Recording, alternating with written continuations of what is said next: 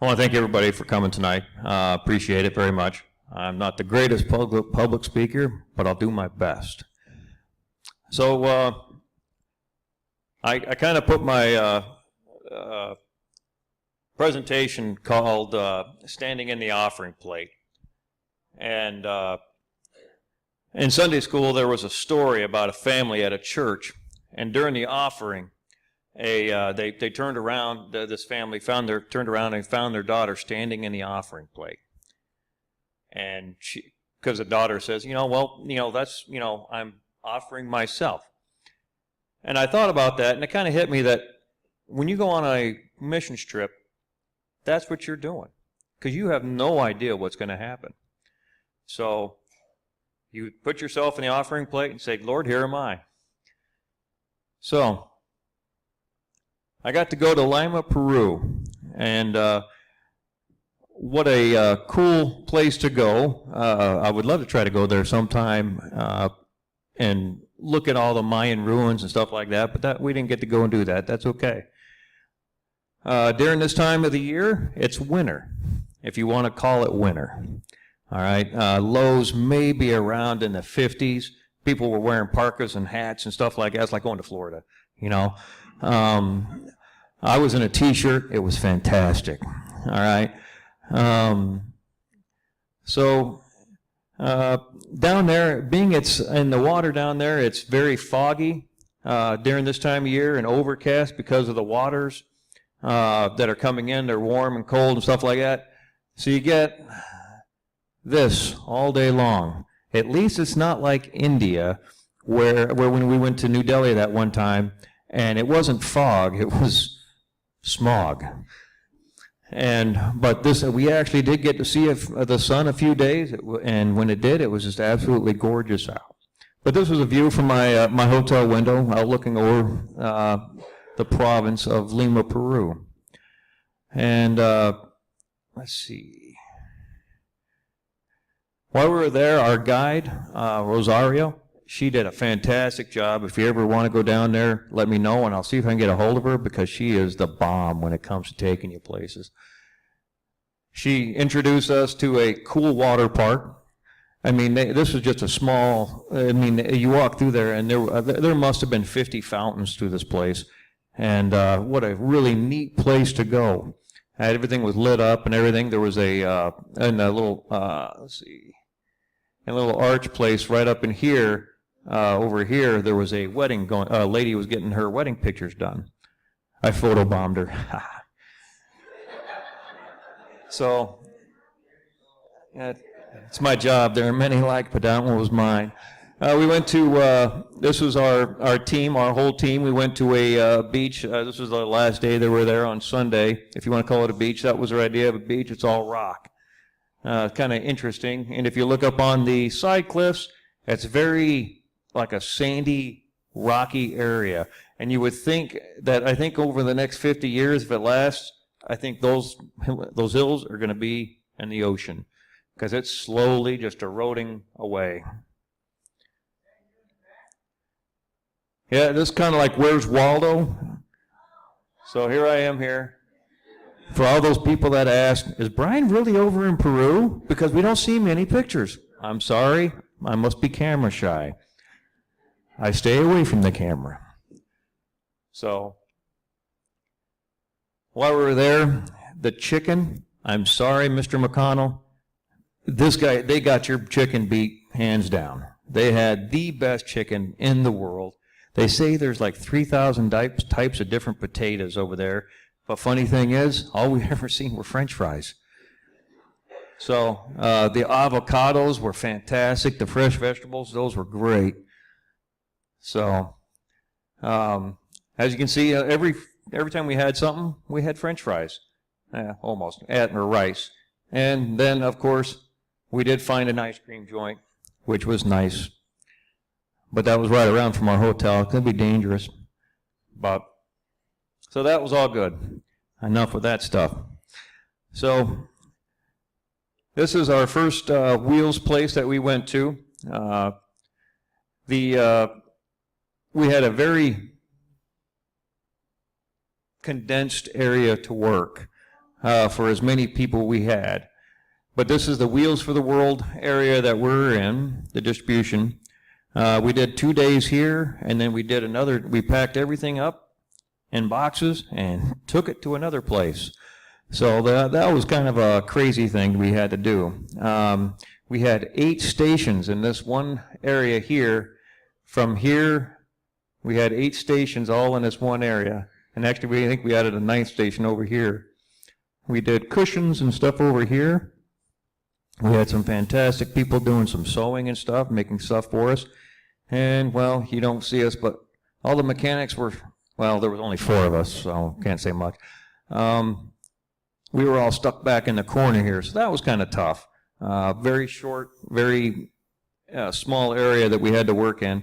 We tried not to work in our stations because when you drill holes and stuff like that in the chairs and stuff like that, you leave those little shards of metal.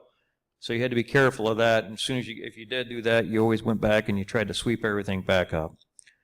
So you had to be vigilant about that. This was a crew from Hardin Simmons College. We had 35 of these college, well, most of them, 33 of them were from, 32 of them were college kids that came from a therapist college, at Hardin Simmons, to Abilene, Texas. And they actually came down. Kimmy actually met them in Texas and talked to them, kind of got them warmed up to what they were going to be doing. And then they all came down there, and they did what a fantastic job they did. None of them shied away from doing the wheelchair, working on the wheelchairs. A lot of times they just came to us as the 4 mechanics that were there. They're like, man, what do we do with this?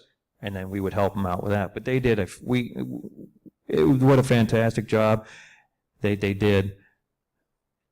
But what a blessing it was to have that much youth and enthusiasm all there.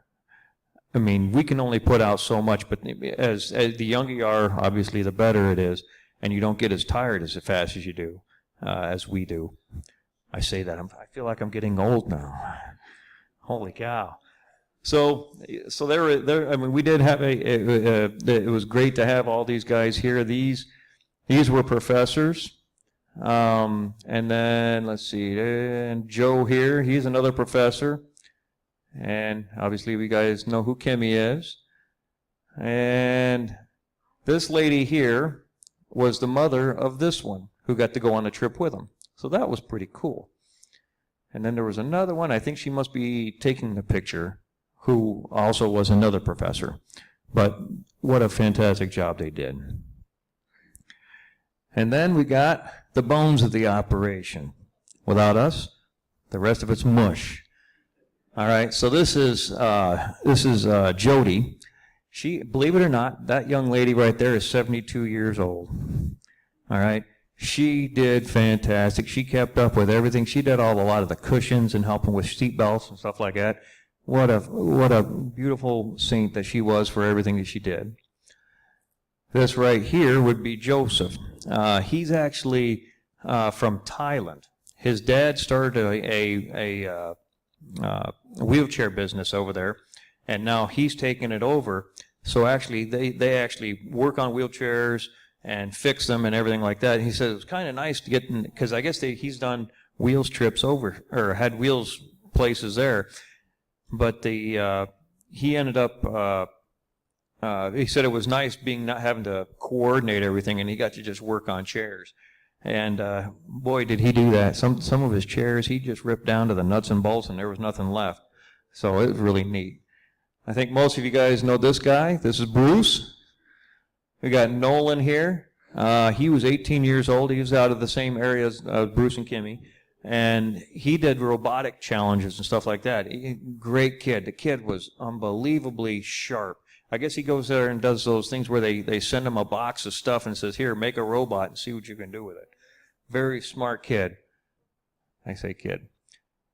This is Kathleen Hedman. She was our team leader. She kept all of the chickens going in the same direction and worked out really well. This is Where's Waldo. This is Waldo here. You had to keep looking for me. And then this was Jamie Stark. I went backward. Okay, she is the Senior Management International Outreach Training, and she also helped as a therapist. So I mean, it worked well. She worked well all the way through, giving tips and stuff like that. Because actually, she used to do trips with Kimmy. I at least did 1 or 2 trips with Kimmy. So as a seating therapist, and also she was my person I got to fly back from Peru with. So we got time to talk a lot. So it was kind of fun. So why do we do it? Why do we do it? Why do we go out there? Mainly, the biggest thing that we do it is to show the love of Christ that He showed us in the very beginning. And we want others to have that same love that Christ showed us. Love to watch the younger guys and stuff like that. I mean, she looks at him like it's her son. And that was the relationship that you've seen with them. We did it for a smile on a face. The smile on a face is huge. That's what melts your heart. We do it for connections. This guy here, he had just gotten into wheelchair. I think it's a month or 2 into it. And so he was just learning how to do things before he came here. And she was able to connect with him. She's an interpreter from the church. For the smiles on the face of the elderly, to help lift them up, to give them a hope, to be able to move forward in life. We had that special one-on-one time that you sit there and you got to hold the children. A lot of times what they would do is they would take probably a half an hour, and they would hold on to the child, or even the adults.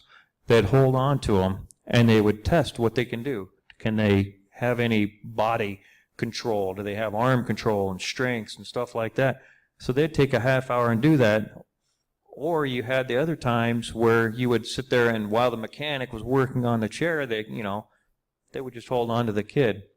And these were the special times. The special times is the smile on the face of both people, knowing that he's mobile. The special times of reflection of what it would be like to be in that person's shoes.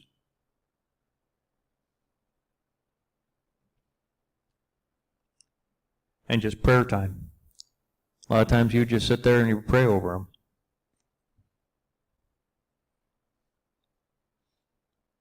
Then there's grandma time. Grandma time always liked to get a hold of the kids and sit with them, and that's what grandmas do.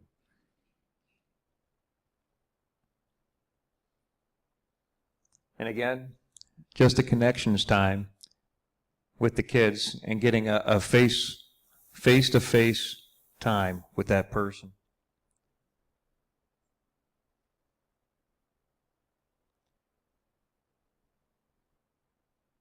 We had challenges from the young, trying to figure out what they needed. Do we want to sit there and just give them a wheelchair where they're not going to be wanting to do anything? Or do you put them in a walker where they're going to be mobile and they're going to keep their body strength up? He is a neat little kid. All the way to the elderly. Again, he was a neat guy. This guy, I don't think I ever seen him frown. He was just happy and wanting to go. I mean, he was just there. And to every age in between, we had it all. We had from young to old. We had a lady come, or a child come in an ambulance.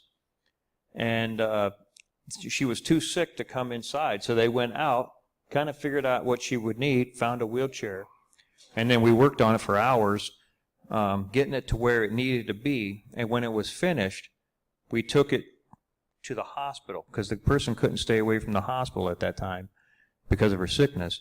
So they ended up taking it back to the hospital and fit her to the wheelchair, finished fitting her to the wheelchair, which from what I understand, I was told, it fit perfect for her. So, I mean, we went to that extent to take it to the hospital.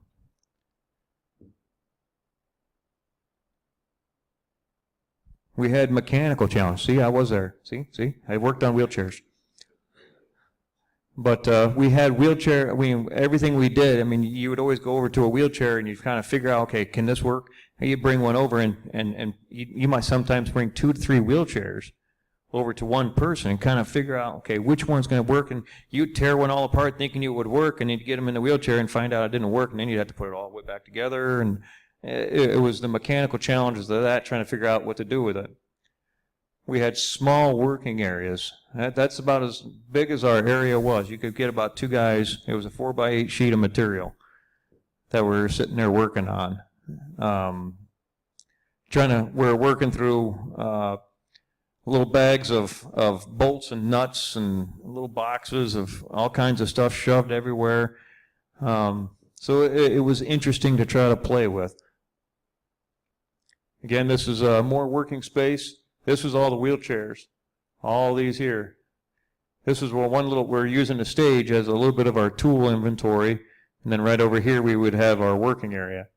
And then everything behind this black screen, this was the second place that we worked. Back here is where all the stations were for all the people to work. And then actually over here to the side over here is where they were doing all the cushions and whatnot. But having the sewing machines and everything like that were fantastic. Made all kinds of crazy stuff. This is the way this guy came in. This is, from what I understand, he basically broke his back, laid on his back for such a long time because he couldn't move. His back fused together. He couldn't move. He could not bend at all. So this is what he was stuck in. So he came in this little cart here, garden cart, it looks like. And this is what these guys ended up making for him. And it worked out perfect for him. He could get around in it and everything else. So that worked great. Oh, I like this one. This was kind of like a redneck wheel racer. That was pretty cool there. An elderly lady came in on that. That was pretty neat. We had the other things you had to do is this is be the lever for the brake. Sometimes you'd have to make up levers for extensions. Obviously, you had all the fun stuff of making all the webbing for the chest belt so they didn't fall out of the chair. This is called a pommel right here. We've made several of those to sit there and so the person couldn't slide out. And I also call it an abductor so the legs don't come together. So again, this was Joe right here, one of the guy from Thailand. If I remember right, this was the chair. He had this all the way down to nothing but the frame and the wheels. And he put it all back together. This is another chair that they had taken apart for another person. These chairs here is what they call those Regency chairs that Johnny and Friends came up with. And what it is, it's made basically for pediatric and it's made to be completely adjustable all the way around. It's just a whole lot of bolts to move around.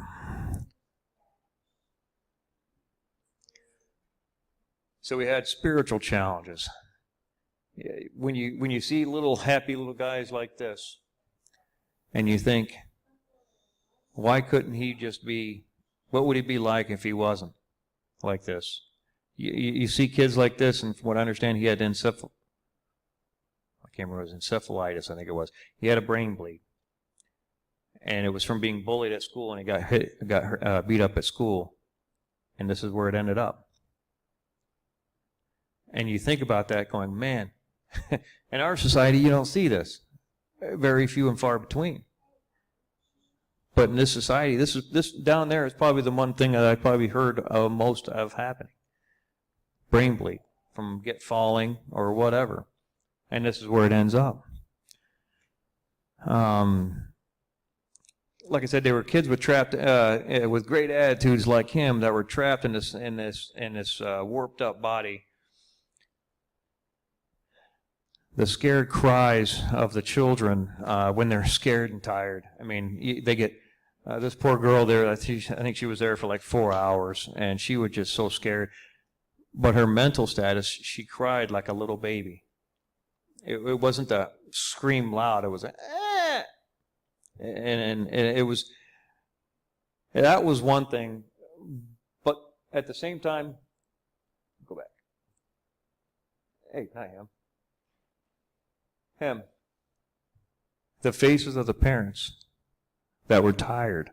If you think about the kids that have been through this, the parents that have had this for so long with these kids, how tired they are of taking care of it every day.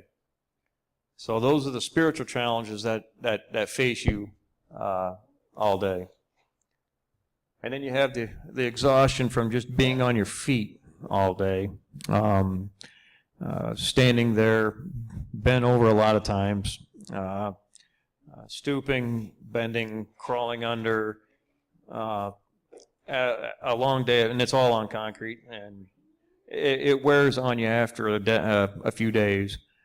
Not to mention the mental exhaustion. The fact of sitting there, and when somebody says, hey, how do I make this? And then you got to think about it. The mental exhaustion of just trying to constantly figure out things as you go can wear you out also. This is one of the really cool stories. The recipient of the cross. You can't really tell, but underneath his hip right here, but they ended up they needed a piece of wood to prop him up so his body would sit correctly, because his body was crooked. So to get him to sit right, they had to readjust his hips. We had no wood. All we had was 4x8 sheets of half-inch plywood. That's all we had. So they asked, hey, do you know anywhere we can get some 2x4s? So the pastor of the church went out front, ripped the cross off the wall, and brought it in and said, here. And they used the one piece here, and then they used another piece for another chair. So imagine Pastor Bill going out and ripping the cross off the side of the church for something like this. I mean, I don't know how people would take that, but I mean, that was really special. You had the more physical challenges. When you have a heavier little girl like this, she has no motor control. So trying to show the young mom, this is the mom right here. She's not much taller than this one. She's much smaller. She would sit there and bear hug her and try to put her in the chair. That was a back-breaking looking thing to do. So they were showing her how you put her in this blanket. You can lift her up, 2 people, and put her into the chair. So there was that challenge of always trying to sit there and tell the parents different ways to take care of their children.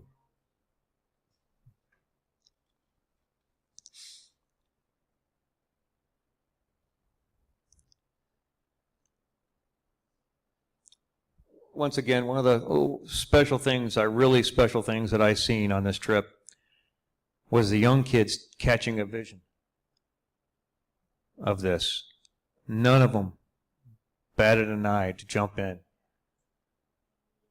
The one-on-one time that I was telling you about, I seen this over and over and over to all the kids, to anybody there. I mean, not young and old and everybody in between. They always had been looking how to work, how to deal with people.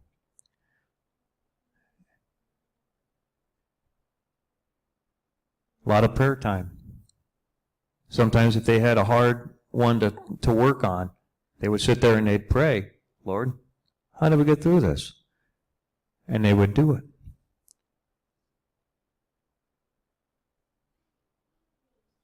As I said, a little prayer time. Every time they got done with a person, Everybody in the team, usually there's about three, being there's so many people, they had 3 to 4 people. The therapist would sit there and they would all huddle around and they'd pray for that person.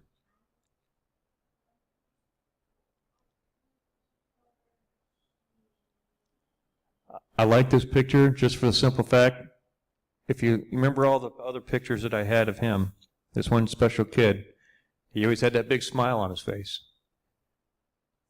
At this point, he didn't. He's looking very intently at her. And she at him. And it was a special moment of talking and understanding. Again, this is her daughter. And if you look at the relationship between here and here, that speaks more than any word, I believe, of anything you could say. This was another really, really cool story. Lady needed these orthotic, these are plastic inserts, and they go around the ankles, and they help keep the feet straight. This lady's shoes would not accept that in there, and that was basically the only pair of shoes that lady had. So out of the 3 therapists sitting there, they were all trying to figure out, the one little girl said, hey, what about mine? Too big, too small. It was like, as Kimmy put it, Cinderella. This young lady right there, that was her pair of shoes. That just happened to fit the orthotics perfectly and the lady. So she gave her the shoes. Very special moment, very awesome moment. Special memories. You always have special memories, and you know, you always have on every trip you go on. You always have that one kid in your face that always keeps flashing over. This was my special face that I always had. He was such a card, and it was fun to meet. Fun to meet him. You got to meet pastors and their kids. This was Rosario. This was our fantastic guide. She showed us all kinds of cool foods to eat and whatnot. I mean, you got to meet with other friends and stuff like that. I mean, you got to connect with other people of same thoughts. And of course, we got to break bread together. That's one heck of a table. But what was kind of neat is when I told you when it never gets really cold there, these are all open. There's nothing to close these. Year round, it's open like this. So it was kind of neat. So it doesn't get that cold. But breaking bread together was always special. So what was on the Lord's table? We did 165 wheelchairs, 62 walkers, 15 crutches, 23 canes, 163 Bibles. Oh, and we did fix one. One guy came in. He 60-something years old. Came in with an old prosthetic leg. That his leg had all shrunk up, so it was just kind of like rattling around like in a drum, you know. So they ended up they were able to get that all filled back in. So that worked out really well. 163 Bibles. Connections with 8 churches that were all sitting there, and they came, I think it was 6 churches came to the second church we went to. I think 6 churches were involved in that one distribution. And so that all these connections that we made with all these people, all these other churches are going to be able to sit there and go out and say, okay, hey, how's your wheelchair working? Hey, while we're here, here's this. And then you have your lifetime of memories because you never forget. So basically, that was it, mine in a nutshell, my trip.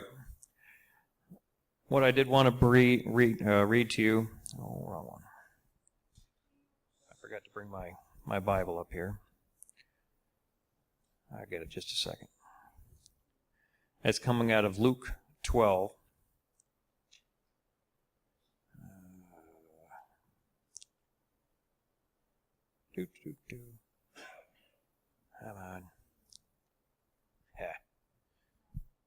Sorry.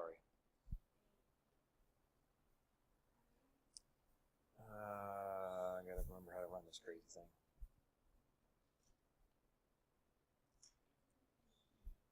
Just when you thought you had everything, right? Nope, I got it, bud.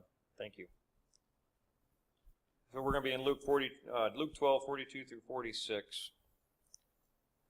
It says, "The Lord answered, Who then is faithful and wise manager, whom the master puts in charge of his servants to give them their food allowance at the proper time? It will be good for that servant whom the master finds doing so when he returns.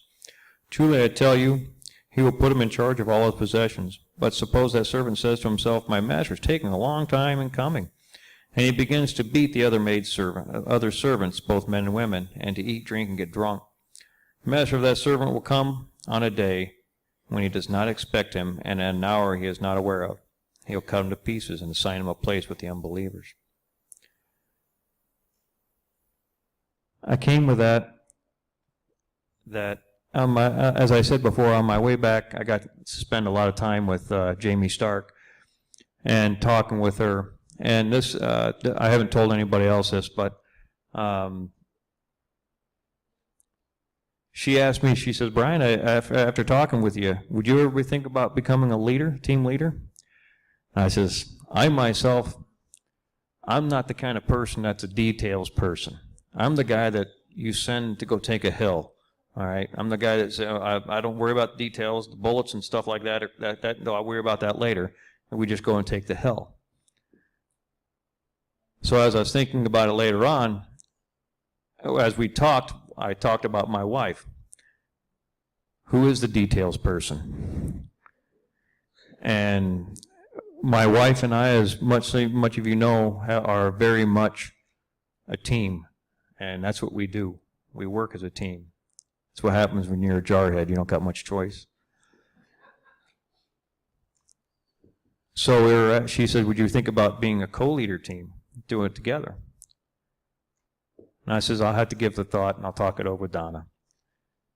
So as we sat there and we thought about it and prayed about it for a couple weeks, we accepted the challenge. And I told Jamie about it. And we've been accepted by Johnny and Friends to become a co-leader. So that's our next step going forward. Obviously, we're going to go on a trip together and with another leader to see how exactly it works, because I've always been in the shadows back behind taking the hill. But that's our next step with Johnny and Friends, is that we're going to be co-leaders and going and doing team leading trips around the world. And looking forward to that, and maybe here in a few years when I retire and she retires, we can, make that our thing. So, again, I want to thank everybody here for coming tonight. I thank you for your prayers. Couldn't have done it without you. And I ask for your continued prayers. And just want to end in a prayer, and we can go home. Dear Heavenly Father, I thank you, and I praise you, Lord, for the friends and family who are so faithful.